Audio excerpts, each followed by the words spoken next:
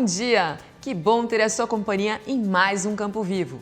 No programa de hoje, você vai acompanhar temas importantes para o agro e conhecer histórias que inspiram quem produz. Veja o que vem por aí. Plantas daninhas resistentes ameaçam as lavouras e exigem novas estratégias de controle no campo. A chegada da estação seca acende um sinal de alerta no campo. Você vai ver como a prevenção pode evitar queimadas, reduzir prejuízos e proteger a produção rural. Em Goiás, a assistência técnica ajudou a recuperar uma criação de peixes, reduzir prejuízos e melhorar a produção na piscicultura. Da lavoura à festa, você vai ver como o clima interferiu na produção de morango em uma das principais regiões produtoras do país. Áreas antes abandonadas dão lugar a hortas que produzem alimentos, criam oportunidades e fortalecem as comunidades. Tudo isso e muito mais você confere a partir de agora comigo. Vem ficar bem informado aqui com a gente no Campo Vivo, diretamente de Wellington, na Flórida, a capital do mundo equestre. Seja muito bem-vindo!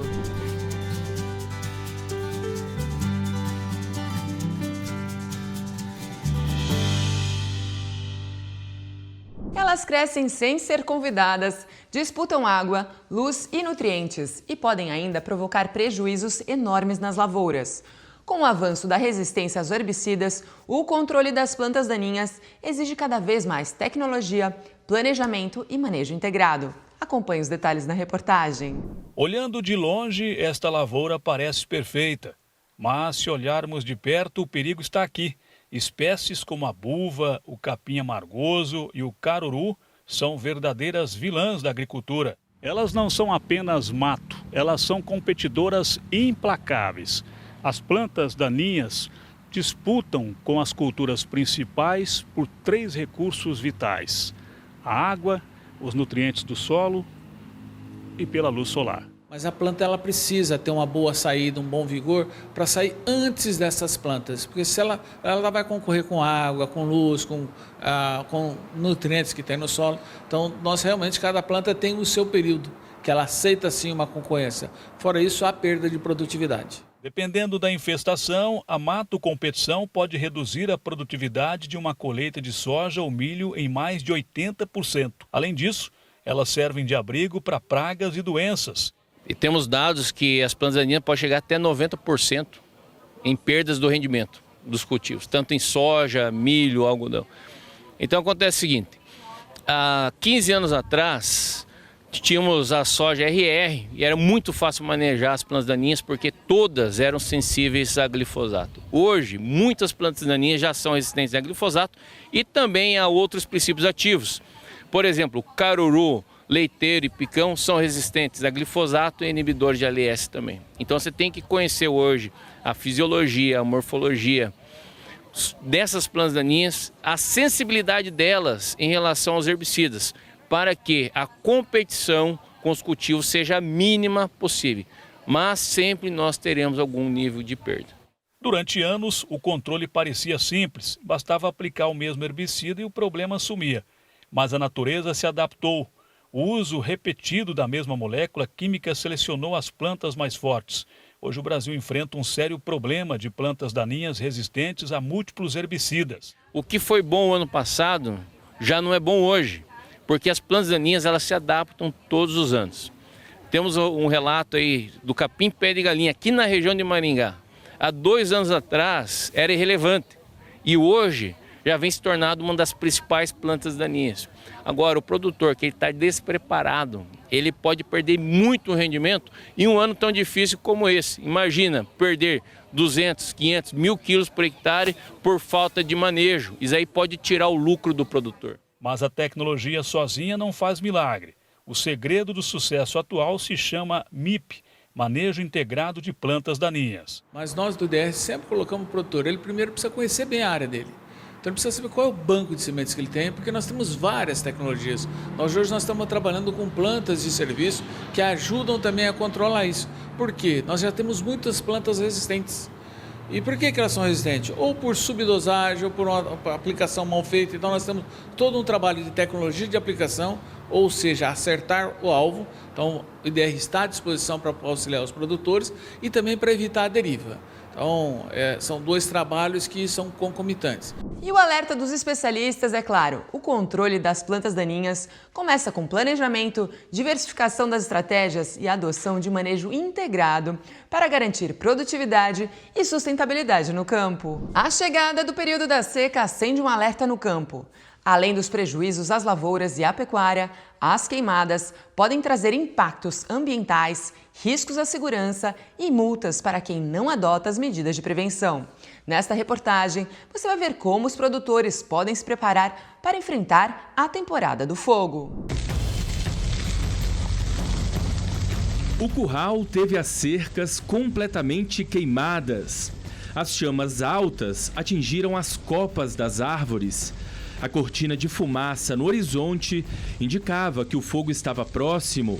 Coube aos próprios produtores rurais correrem com os tratores para tentar salvar as lavouras, os equipamentos e a própria casa. Os vídeos são de 2024, ano em que o Brasil teve 30 milhões de hectares queimados, número 62% acima da média histórica.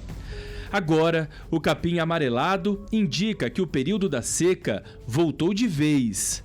Há 2 anos, na região de São Sebastião, no Distrito Federal, esse mesmo capim foi o combustível perfeito para um incêndio que destruiu quase 40 pequenas propriedades rurais. Qualquer coisinha aqui, o fogo alastra. Nesse incêndio, pessoas perderam porco, perdeu galinha, e aí é um prejuízo assim que eles não conseguiram nem calcular, né, em relação a bens materiais, e ainda tem a questão da vida, né, deles, que eles também têm medo de morrer. E para se prevenir de focos de incêndios, os produtores rurais têm adotado cada vez mais a técnica do aceiro, que consiste na abertura de corredores de terra limpa e que ajudam a evitar a propagação do fogo de um lado da propriedade para o outro. Na chácara do Giliardi, o aceiro é feito com este trator, recebido pela Associação de Produtores Locais.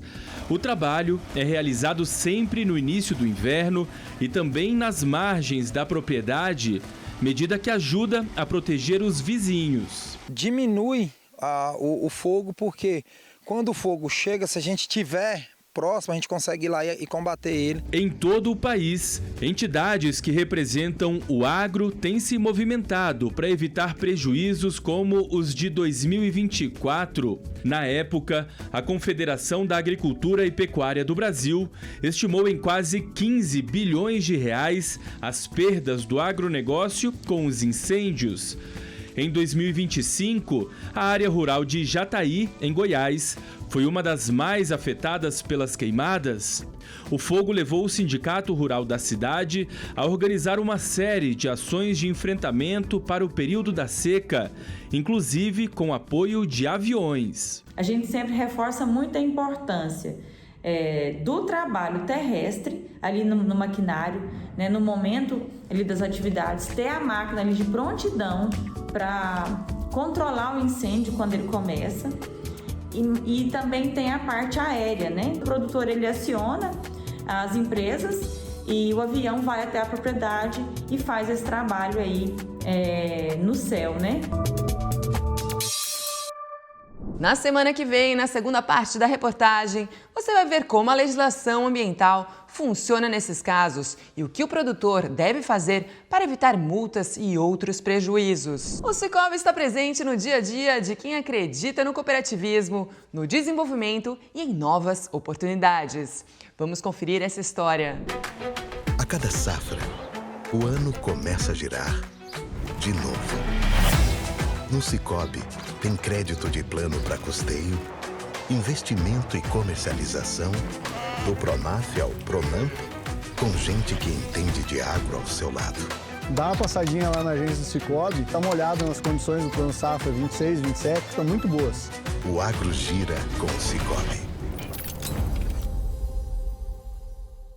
Sicoob, mais que uma instituição financeira, uma cooperativa que caminha junto com você. O Campo Vivo faz uma pausa rápida, mas daqui a pouco, gente, tem muito mais informações do agro esperando por você. Como a assistência técnica está ajudando produtores a recuperar uma criação de peixes, reduzir prejuízos e melhorar a produção na piscicultura. Tem muita informação te esperando por aqui. Não saia daí, voltamos em instantes.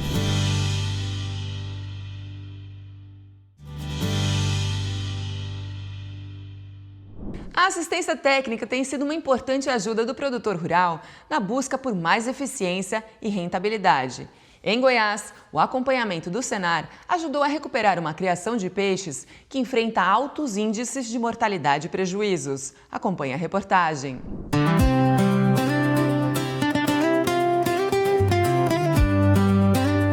Os resultados aparecem nos viveiros cheios de peixes pintados. Há cerca de um ano, o piscicultor Jean de Trindade enfrentava uma situação preocupante. A mortalidade dos peixes aumentava devido a problemas sanitários e um lote inteiro corria o risco de ser perdido.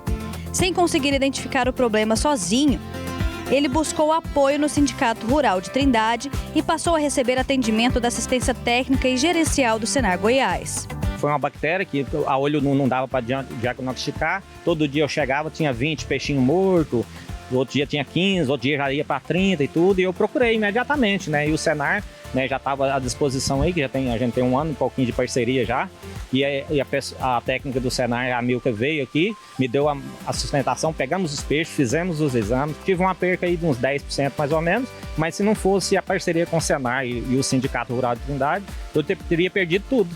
Eles sempre têm nos procurado e a gente faz a programação, ele é atendido e nós temos tido muito sucesso sobre isso. Nosso convênio, nossa parceria com o Sistema Senar, e que eles apresentam os técnicos e que eles dão assistência às propriedades em todos os sentidos. Então tem técnico para cada especialidade de atendimento.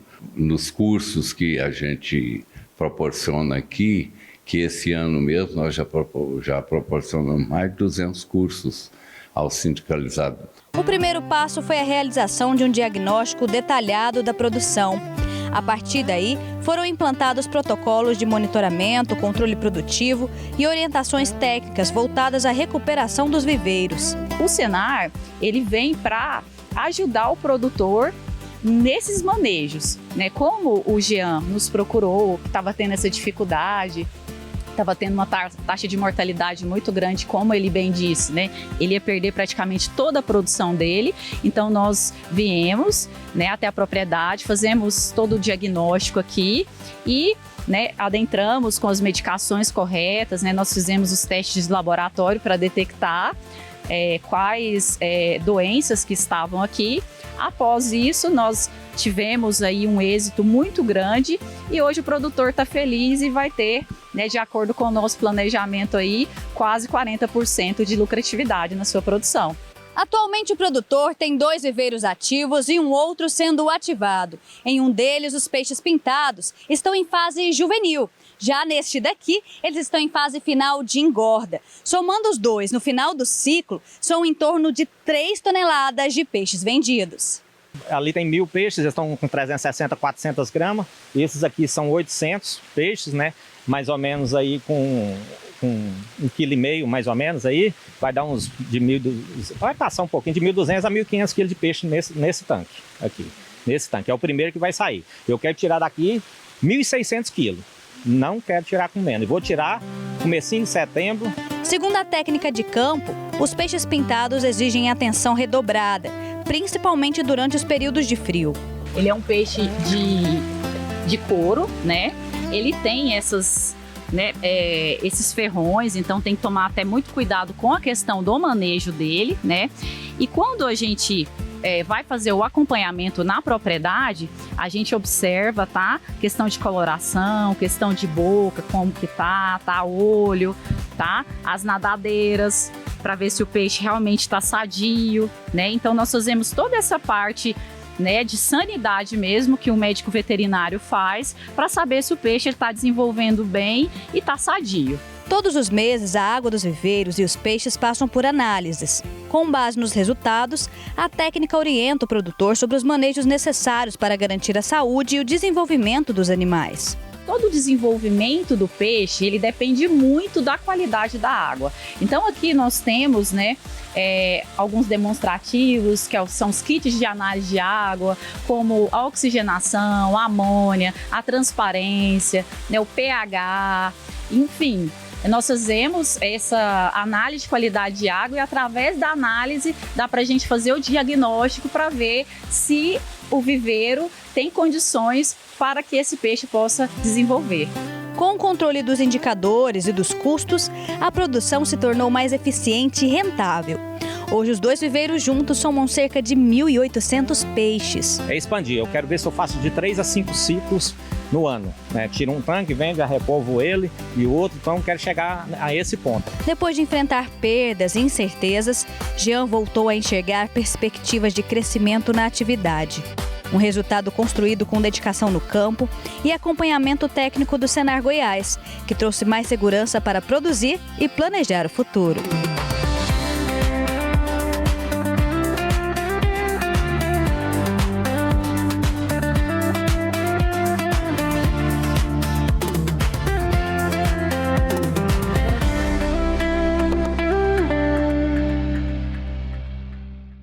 Com a criação técnica e boas práticas de manejo, o produtor conseguiu reduzir as perdas, melhorar a produção e fortalecer a atividade. Um exemplo de como o conhecimento pode fazer diferença no campo. A gente faz mais uma pausa rapidinha no Campo Vivo, mas continua aqui com a gente porque daqui a pouco tem muito mais informação do agro para você. A gente vai até a capital nacional do morango para mostrar como o clima interferiu na safra e na tradicional Festa da Fruta.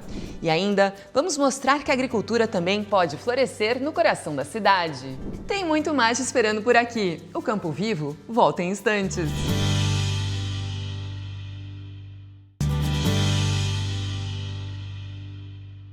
Atibaia, no interior de São Paulo, é conhecida como a capital nacional do morango.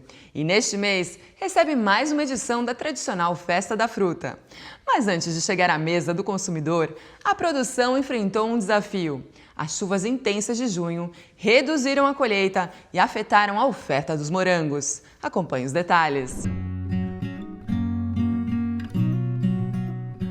O casal que caminha entre os pés de morango é formado pela Nice e pelo Antônio. O olhar atento observa cada detalhe, da qualidade da terra ao tamanho do fruto. Experiência eles têm de sobra. Há 20 anos produzem morango em Atibaia, no interior de São Paulo. No sítio Tiririca, são 25 mil pés plantados. Hoje nós produzimos 2 variedades só, Cristal e o Fênix. Antes se produzia mais outras variedades, né? Mas perdeu a qualidade, só está indo bem esses 2 aqui agora. E a gente colhe aqui e leva para vender. Aí eu venho, ajudo um pouco aqui e volto para o ponto de venda. É nosso salário, né? Nós tira daqui, tudo é da roça. Nós não temos outra profissão, nós somos agricultores mesmo, raiz agora. E é o que sustenta a casa e sustenta nossos boletos para pagar, né? Esses morangos estão quase no ponto de colher. A última leva já foi colhida e neste mês, parte da produção tem um destino especial. A Natália acordou cedo, reuniu o marido e os filhos e veio conhecer a Festa do Morango em Atibaia e Jarinu. Ela e a filha são apaixonadas pela fruta. A gente ama, principalmente as crianças. Nossa, elas adoram morango. Eu amo morango. Além da fruta in natura, a festa também atrai os apaixonados por doces, como o Luiz, que veio da capital paulista atrás de sobremesas feitas com o morango. Depois de olhar as opções, ele não teve dúvidas do que escolher. Uau! Eu aproveitei para pedir logo o merengue, né? Que aí vem com sorvete, o merengue e o morango, né? Na casquinha e bem gostoso. O morango é uma fruta docinha, deliciosa, mas ao mesmo tempo muito sensível. O excesso de chuva pode prejudicar a colheita e foi isso que aconteceu na região de Atibaia. E os reflexos disso são sentidos aqui na Festa do Morango. A Nice, por exemplo, trouxe menos caixas do que ela gostaria. É isso mesmo, Nice? É isso mesmo. A gente estava com expectativa de trazer de 800 a 1.000 caixas de morango aqui no evento, mas devido à chuva nós só trouxe 400. Foi 15 dias de chuva, onde a gente perdeu muito, sabe? Para apodrecer o morango, porque isso é da natureza. E isso fez com que para nós aqui na região houve uma escassez. O preço pago ao produtor de morango que envia para o Ceasa chegou a R$ 7,00 por caixa na última safra. Para o sítio Tiririca, a remuneração é um pouco melhor, porque eles comercializam diretamente para o consumidor. a hoje, ele começa na roça uns 30 pau, né? Que é hoje o preço mais ou menos que está correndo. Tem uns que puxa mais um pouco, mas é no atacamento, para vender atacado, né? Agora, mais para frente ele cai, né? Vai dar acho que uma média de um pelo outro a 15, 20 real. Atibaia é reconhecida oficialmente como a capital nacional do morango. Na última safra, a região colheu mais de 3.000 toneladas da fruta em cerca de 3 milhões de pés. O polo Atibaia-Jarinu reúne pelo menos 150 produtores, um dos principais centros de produção do país. Além de São Paulo, Minas Gerais, Paraná e o Rio Grande do Sul se destacam na produção de morango. E a tradição de celebrar a colheita também se espalha pelo país, com festas em cidades como Braslândia, no Distrito Federal, e Agudo, no Rio Grande do Sul. Da lavoura à mesa do consumidor, a festa do morango aproxima quem produz de quem aprecia a fruta. Uma tradição que fortalece o campo e encanta o público. A gente sabe da qualidade dos morangos que a gente encontra aqui e as delícias que são feitas todas com base no morango. Nós leva com todo carinho, né? Faz todo carinho essa embalagem para o consumidor levar e ficar contente e feliz porque está com uma fruta fresca e de sabor diferenciado.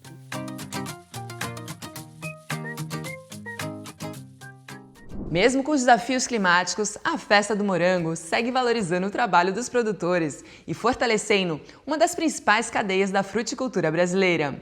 Uma tradição que aproxima o campo do consumidor e movimenta ainda a economia da região. Em meio aos prédios e ao movimento da maior cidade do país, a agricultura também encontra espaço para florescer.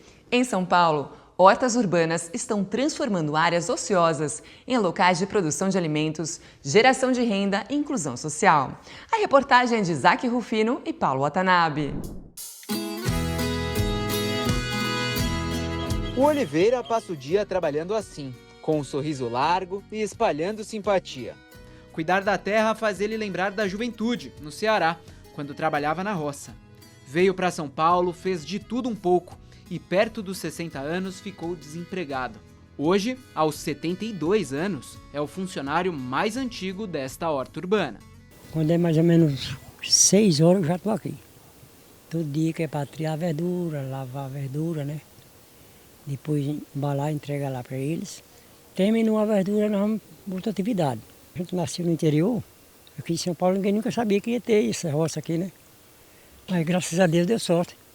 Estou aí com roça aí e vou ficar até quando Deus quiser.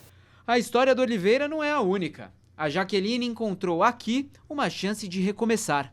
Mãe de 2 filhos, passou a trabalhar na horta há pouco mais de um ano. Enquanto colhe hortaliças, ela também cultiva a própria autonomia. Passava muita dificuldade antes de eu trabalhar aqui, entendeu? Passava muito, por causa que assim, né? A gente quando faz bico, tipo, você não pode contar com aquilo, né? Então, passava assim dificuldade. Hoje eu vejo que eu trabalhando aqui, eu não sei o que é mais passar dificuldade, graças a Deus. O projeto nasceu há mais de 20 anos. A ideia é aproveitar áreas urbanas ociosas para produzir alimentos e criar oportunidades dentro da própria comunidade. O Hans é o fundador da iniciativa. Para ele, isso é mais do que um trabalho, é um propósito. A maior dor de um pai de família ou de uma mãe de família é não conseguir botar comida em quantidade e qualidade suficiente para seus filhos. Então o propósito é esse, é colocar comida de qualidade em quantidade suficiente para pessoas que se encontram em situação de vulnerabilidade social. Quando a gente pensa em produção de alimentos, logo associa às grandes fazendas pelo interior. Mas aí quando a gente chega aqui, em São Mateus, em plena zona leste da cidade de São Paulo, a área mais populosa dessa grande metrópole, e se depara com essa enorme produção, é algo realmente surpreendente. É o verdadeiro exemplo de agricultura urbana, que vai muito além da colheita. Gera emprego, renda, alimento mais barato e fresquinho na mesa da comunidade. Em uma área de 10.000 metros quadrados, são colhidas pelo menos 6 toneladas de alimentos por mês. Alface, couve, almeirão e beterraba são algumas das 30 culturas produzidas aqui. O planejamento garante colheita todos os dias. E toda vez que planta, a gente coloca de novo uma adubação. A adubação é natural, com esterco de galinha, para que a gente sempre mantenha a fertilidade do solo adequada para que a gente consiga uma produção sempre constante e de qualidade para os nossos clientes. Uma parte da produção segue para escolas e restaurantes. A outra é vendida diretamente à comunidade. A gente tem a liberdade de escolher o que você quer, tudo fresquinho. Você lava, deixa na geladeira, não estraga, é muito bom. Que a gente pega aqui todo dia, né? Que já colhe, né? Eu pego aqui cedo, geralmente eu chego aqui, está quase já acabando de colher, tem dia que está ainda colocando aqui ainda. São Paulo tem mais de 100 hortas urbanas mapeadas pela prefeitura. Um exemplo de que a produção de alimentos pode se misturar com o cinza da cidade grande.